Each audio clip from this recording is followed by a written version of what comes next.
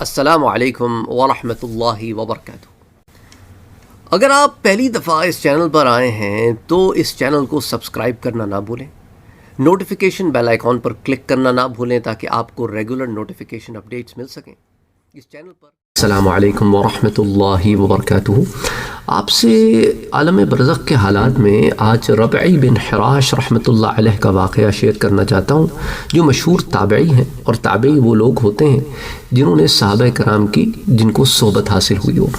تو صحابہ کرام کی صحبت حاصل کرنے والے تابعی ہوتے ہیں، اور جو تابعی کی صحبت حاصل کرے اسے تبع تابعی کہتے ہیں۔ تو حضرت ربیع بن حراش کا واقعہ عبد الملک بن نمیر رحمۃ اللہ علیہ بیان کرتے ہیں کہ ان سے ربعی بن حراش نے فرمایا کہ ہم 3 بھائی تھے، ہمارے منجلے بھائی سب سے زیادہ عبادت گزار تھے اور صوم صلات کے پابند تھے۔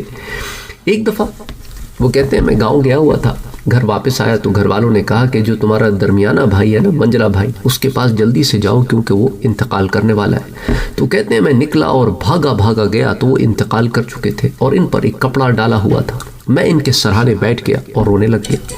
اچانک انہوں نے اپنے چہرے سے کپڑا ہٹایا اور کہا السلام علیکم۔ میں نے کہا پیارے بھائی، مرنے کے بعد پھر زندگی؟ کہا ہاں، میں اپنے رب سے اس حال میں ملا کہ آرام ہے، سکون ہے، وہ مجھ سے ناراض نہیں ہے۔ اللہ تعالیٰ نے مجھے سبز باریک اور موٹے ریشم کے لباس پہنا دیے ہیں۔ تم لوگ جیسا سمجھتے ہو میں نے برزخی معاملے کو اس سے آسان پایا۔ انہوں نے یہ بات 3 مرتبہ دہرائی۔ اس کے بعد کہا پس عمل کرتے رہو، سستی نہ آنے دو، یہ بھی 3 مرتبہ فرمایا۔ پھر کہنے لگے کہ میں حضور اکرم صلی اللہ علیہ وآلہ وسلم سے بھی ملا تو آپ نے قسم کھائی کہ جب تک میں ان کے پاس نہیں جاؤں گا آپ میرے انتظار میں رہیں گے، تم لوگ میری تجہیز و تکفین کا کام جلدی مکمل کرو۔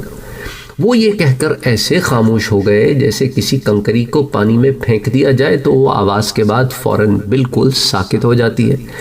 ربیع بن حراش فرماتے ہیں کہ میں نے سب سے کہا کہ میرے بھائی کی تجہیز و تکفین جلدی کرو۔ حضرت علی بن عبید اللہ غطفانی رحمۃ اللہ علیہ اور حفص بن یزید رحمۃ اللہ علیہ فرماتے ہیں کہ ہمیں ایک خبر پہنچی ہے کہ حراش، یہ ربعی کے جو والد ہیں، ان کے ایک بیٹے نے قسم کھائی تھی کہ وہ کبھی نہیں ہنسے گا جب تک کہ اس کو یہ معلوم نہ ہو جائے کہ وہ جنت میں جائے گا یا جہنم میں۔ چنانچہ آخری سانس تک اس کو کبھی ہنستے نہیں دیکھا گیا، یہاں تک کہ ان کا انتقال ہو گیا۔ اس کے بعد یہ جو واقعہ ہے میں نے آپ سے ذکر کیا ہے، یہ واقعہ ایز اٹ از جیسا میں نے آپ کو بتایا۔ البتہ اس واقعے کی روایت کے آخر میں یہ الفاظ بھی ملتے ہیں بعض کتابوں میں کہ واقعہ حضرت عائشہ صدیقہ رضی اللہ تعالی عنہ کو سنایا گیا تو انہوں نے فرمایا کہ بیان کرنے والوں نے صحیح بیان کیا ہے۔ یعنی جب یہ ربعی بن حراش اور ان کے بھائی کا واقعہ کہ ان کے بھائی انتقال کے بعد دوبارہ اٹھے اور یہ کلام فرمایا، اور یہ تابعی ہیں تو صحابہ کے زمانے میں واقعہ پیش آیا، تو حضرت عائشہ صدیقہ رضی اللہ تعالی عنہ نے واقعہ سننے کے بعد کیا فرمایا کہ بیان کرنے والوں نے صحیح بیان کیا ہے۔ میں نے حضور صلی اللہ علیہ وآلہ وسلم کو فرماتے سنا ہے کہ ایک شخص اپنی موت کے بعد کلام کرے گا اور وہ افضل ترین تابعین میں سے ہوگا۔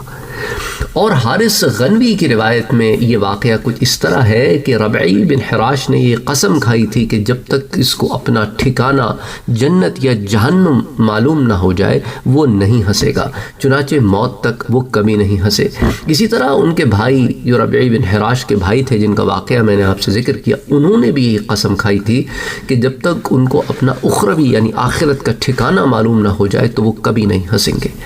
حارث غنوی رحمۃ اللہ علیہ فرماتے ہیں کہ میں قسم سے کہتا ہوں کہ ربعی کو غسل دینے والے نے مجھے بتایا کہ غسل دیتے وقت ربعی اپنی چارپائی پر مسلسل مسکراتے رہے یہاں تک کہ ہم ان کو غسل دینے سے فارغ ہو گئے۔ اس واقعے کو بھی من عاش بعد الموت پیج نمبر 33 پر بیان کیا گیا ہے۔ تو یہ وہ لوگ تھے، یہ ان کے واقعات ہیں جو اول دور کے لوگ ہیں جنہیں صحابہ کی صحبت ملی۔ سبحان اللہ سبحان اللہ سبحان اللہ۔ تو صحابہ کا کیا ہی مقام ہوگا، اسی سے اندازہ کر لیں کہ جب تابعین کا یہ مقام ہے۔